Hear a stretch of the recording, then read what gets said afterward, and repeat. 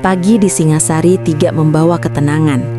Kabar kematian Rakyan Wiratmaja menyebar cepat. Dan seperti yang diperkirakan Raka Pratama, rakyat mulai berbisik tentang kutukan leluhur. Ketakutan adalah senjata paling tua dan paling efektif. Raka kini tidak lagi sekadar tawanan. Ia dijaga ketat, namun juga diamati. Beberapa bangsawan memandangnya sebagai ancaman, yang lain sebagai alat. Di antara semua tatapan itu, Dyah Larasati tetap yang paling jujur. Ingin tahu, bukan ingin percaya. Jika ini bukan kutukan, kata Larasati saat mereka berada di ruang arsip lontar, maka seseorang sengaja menciptakan ketakutan. Dan ketakutan selalu punya tujuan. Jawab Raka. Ruang arsip itu pengap, penuh gulungan daun lontar. Raka memperhatikan satu detail kecil. Lontar milik korban dipisahkan dari yang lain, diikat tali berbeda. Ia membuka perlahan. Isinya bukan doa atau catatan ritual, melainkan jadwal pertemuan dan catatan singkat tentang pajak wilayah timur. Ini aneh, gumam Larasati. Mengapa pejabat urusan pajak menyimpan catatan rahasia? Raka tidak menjawab. Ia lebih tertarik pada tanda kecil di pinggir lontar. Goresan berulang, nyaris seperti coretan tak sengaja. Bukan tulisan, pikirnya, tapi penanda. Ia menghitung jaraknya.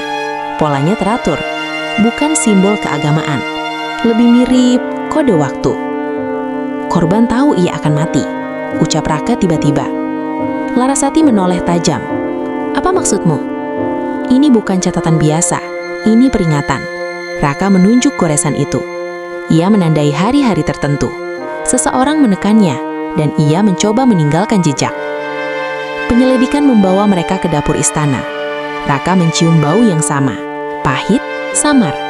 Seorang juru masak tua mengaku sering diminta membakar daun tertentu untuk mengusir roh. Daun itu diambil dari hutan, mudah didapat dan dianggap suci. Siapa yang memerintah? Tanya Raka. Panji Wulung, juru tulis istana. Katanya untuk keperluan ritual. Nama itu kembali muncul. Panji Wulung dikenal pendiam, nyaris tak pernah terlibat konflik. Justru orang seperti itulah, menurut pengalaman Raka, yang paling berbahaya. Mereka tidak mencolok, mereka mengatur. Malamnya Raka duduk sendiri di sel penjagaan. Pikirannya menyusun potong demi potongan. Pembunuhan tanpa luka, racun inhalasi, ritual sebagai kedok, catatan pajak, ketakutan massal. Ini bukan dendam pribadi, ini politik. Keesokan harinya Dyah Larasati datang dengan wajah tegang. Raka, ada kabar buruk. Akan ada upacara besar 3 hari lagi, dipimpin oleh pejabat tertinggi kerajaan. Jantung Raka berdetak lebih cepat. Siapa? Larasati menyebut satu nama yang membuat Raka membeku. Nama itu tercatat dalam sejarah yang ia pelajari. Seorang tokoh penting Singasari yang seharusnya mati secara misterius. Jika upacara itu berlangsung, Raka yakin satu hal, metode yang sama akan digunakan. Asap, dupa, racun yang tak terlihat. Dan kali ini bukan di ruang tertutup.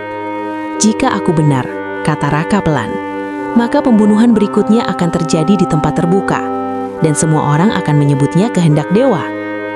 Larasati menatapnya, suaranya bergetar. Kau tahu terlalu banyak untuk orang asing. Raka menghela nafas panjang. Untuk pertama kalinya, ia ragu.